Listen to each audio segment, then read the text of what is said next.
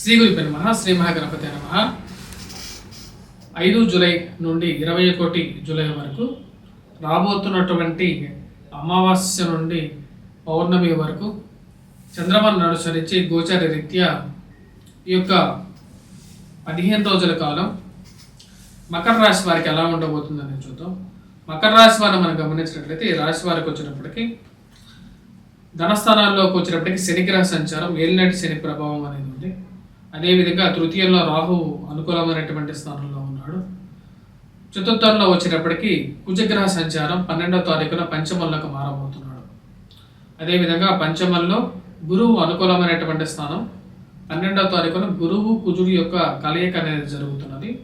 దాని గురించి నేను స్పెషల్గా చెప్పడం జరిగింది. దాని యొక్క ఇంపాక్ట్ అనేది ఎలా ఉండబోతుంది అనేది అది కావాలంటే మీరు చూసుకోవచ్చు. అదేవిధంగా షష్టమంలో వచ్చేటప్పటికి మనం గమనించినట్లయితే రవి అనుకూలమైనటువంటి స్థానంలో ఉన్నాడు. 16వ తారీఖున సప్తమంలోకి మారబోతున్నాడు. సప్తమంలో బుధుడు శుక్రుడు కలిసి ఉన్నారు అన్నమాట. ఇక రాశి వారికి వచ్చినప్పటికీ భాగ్యస్థానంలో జరుగుతున్నటువంటి కేతుగ్రహ సంచారం అనేది ఉంది. రాశి వారికి ఈ యొక్క 15 రోజుల కాలం ఎలా ఉండబోతుంది అనేది చూద్దాం.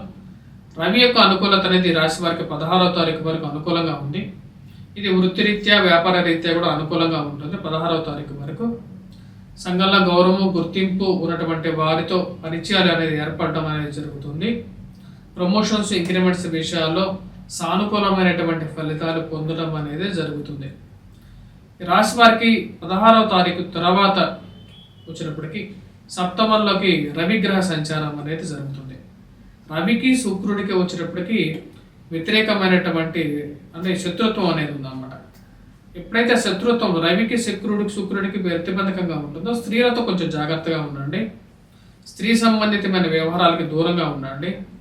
ప్రతికూలమైనటువంటి గ్రహస్థితి కొంచెం కష్టకాలకంగా ఉంటుందన్నమాట. సప్తమంలో రవి ఉంటేనే వచ్చేటప్పటికి ధనక్షయ కారకం. సప్తమంలో రవి శుక్రుడు ఉన్నప్పటికీ కూడా 6వ తారీఖు నుంచి శుక్రుడు బుధుడు కలిసి ఉంటున్నారు.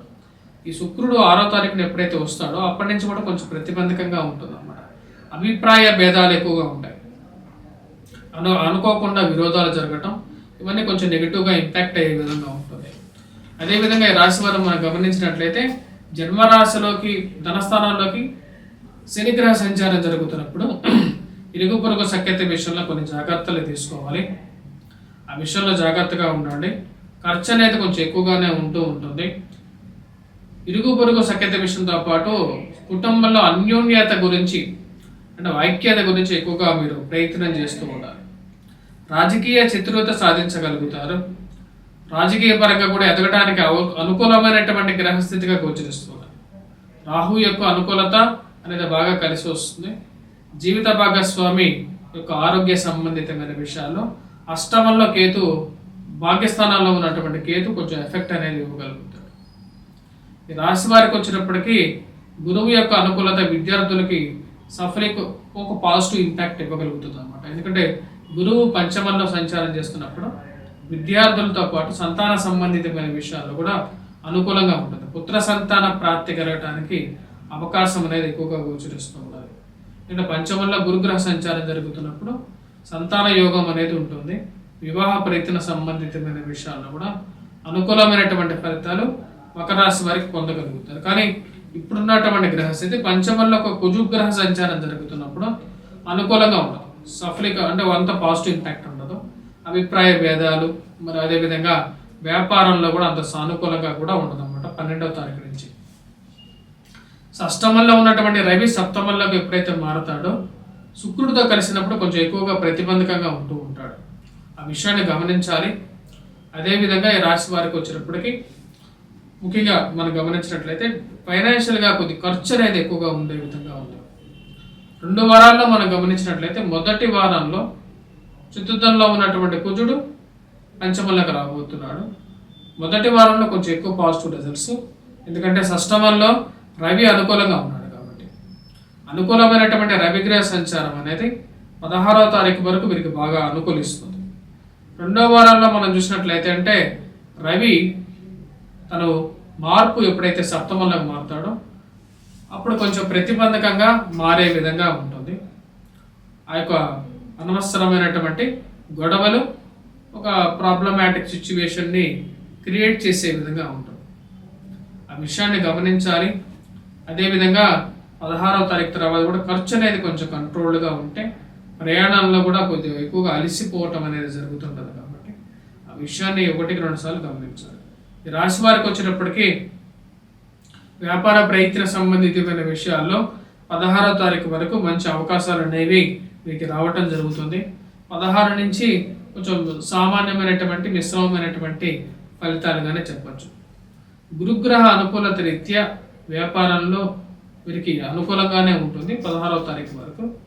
పంచమంలోకి ఎప్పుడైతే కుజుడు వస్తాడో ఒకేసారిగా సామాన్యమైనటువంటి వ్యాపార పద్ధతిలోకి వస్తుంది అన్నమాట. అంటే అంతకుముందు బాగా జరిగినటువంటి బిజినెస్ కూడా కొంచెం స్లో డౌన్ ఉంటూ ఉంటుంది.